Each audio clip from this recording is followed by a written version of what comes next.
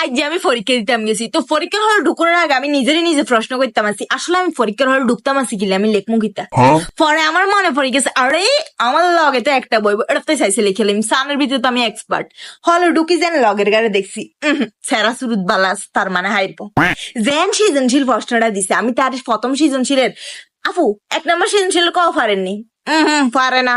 2 নম্বর সৃজনশীলের কও পারেননি, পারে না। এই মতে আমি তার 12টা জিজ্ঞেসি, একটাও পারে না। গুড, ফাটাফাটি, ফ্যান্টাস্টিক। যাক, বই রয়েছি। তো সেই একটু পরে আমার জিজ্ঞায় উদ্দীপক বানানটা কই দিতে না হারবেননি। আমি তার দিকে এমনি রে নিলাম, তারপর আমি আমার আল্লাহর দিকে রে নিলাম। আমি কইলাম উদ্দীপক বানান প্রশ্ন তাছে সান, আমি রিডিং পড়তে পারিনি, আমি তো আপনার আশায় এসেছি।